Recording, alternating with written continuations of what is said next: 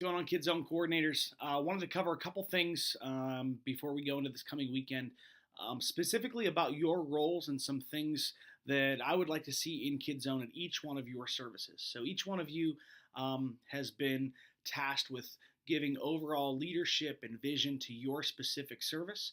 The teams are on Saturday night. It's Patrick and Pam assisting him. 9:30 service. It's Jim and now Allison assisting him, and then Corey and Sean assisting her.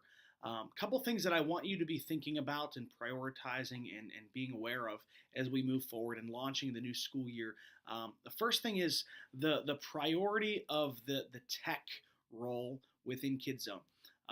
Over the summer, and this is very typical, we've allowed that tech role to be a secondary priority, and a lot of our tech stuff has been a little bit sloppy. Um, some of that's a result of us getting new people, having existing people shifting out and training up new people. But what I want to challenge each one of you to do is really to prioritize the role of the person running the tech booth. In each one of the services, we should have two people in there. One person should be highly skilled and aware of what's going on, and maybe a second person could be someone that is up and coming and being trained. So there needs to be somebody that's very aware of what's going on, running the computer, the sound cues, the video, and all of the volume levels. And then the secondary person can be doing the lights. But it's important to have both of those roles fully staffed for each one of the services, and at least one of those people needs to be skilled with that role. So keep that in mind. For a season of time, it might be important for you during busy times of the service to actually be back there and calling the cues to the person. I've noticed that over the last few months, we've missed a lot of cues and we've had new people and they're not fully aware of what's supposed to happen. So we have the service schedule that outlines a lot of those things, but we might need to have somebody that's back there calling cues and saying, all right, we're going to go to this video now. We're going to do this now. I've seen that happen in some services, but not consistently through all three services. So be aware of that. I'd like for everybody to really give a wave of attention toward the tech role and make sure we have highly skilled people there, even using some of our best people in that role, even if they're better on stage or they're really good on stage. We want to make sure that that tech role is covered very well because most of what we do in KidZone is queued up by that tech position. Second thing I want you to think about is the whole idea of staffing different roles and scheduling people places. This is always a tension point of, do we want to make it really high quality or do we want to develop new people? I think the answer to that always is we want to do both. And let me talk to you about how you do both. It's very important before you put somebody in a specific position that we are equipping them to do that very well before we give them full ownership and responsibility. So as we're giving people responsibilities on stage in small groups or even in the tech booth, there's a training model that I would like us all to use. It's a very simple 3-step model. You've probably heard this 1,000 times before. But before we ask someone to do something, we ask them to watch somebody that's very skilled at that particular job. If you're asking them to go on stage and do the rules, you say, hey, Johnny, next week I want you to help do the rules a little bit. You're going to watch Susie do them this time. But be aware that eventually we want you to learn. So watch Susie very closely. After he watches that for a week and say, okay, now Johnny, it's your turn this week. You're going to do this along with Susie. Both of you are going to do the rules together. And the idea there is Susie's always there to be a little bit of a safety net if Johnny messes up. And then after that, okay, Johnny, it's your turn to do it. We're going to have you do it, and we're going to watch you and give you some feedback after you do it.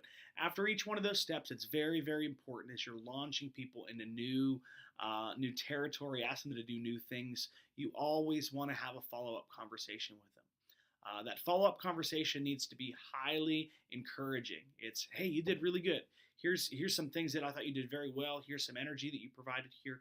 A couple things to think about for next time is this and this. Giving a little bit of instructive feedback.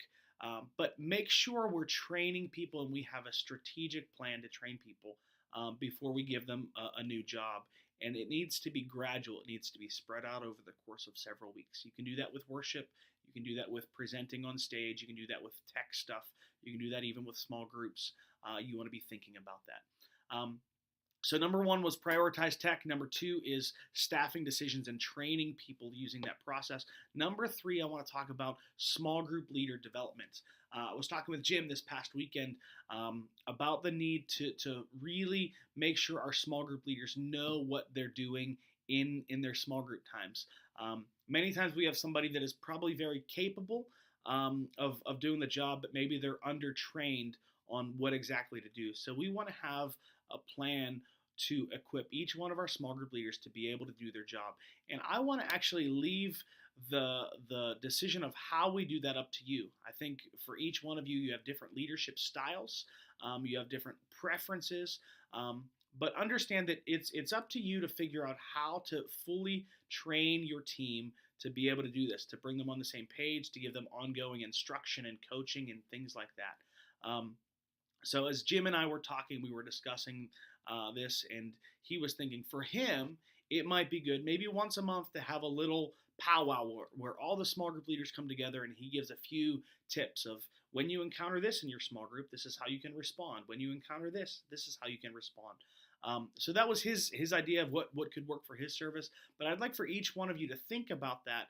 Think about your small group leaders, where they're struggling, where they need some help, and figure out how you can communicate to them and train them to do their job a little bit more effectively. Okay, so again, recap. Number one, let's prioritize tech and make sure we have a skilled person back there and an assistant, somebody that we're developing. Number two, let's be aware of the decisions that we're making for people placed in different roles, specifically on stage, in small groups, or in the tech booth, and have a plan for their gradual release and their development. And number three, think about how you can fully train your small group leaders by communicating to them and equipping them to do their jobs well. All right, looking forward to seeing you guys all this weekend. Very excited to kind of get back into the swing of things with our small groups. And the school year. We'll be launching our pre-K group in the next 2 weeks.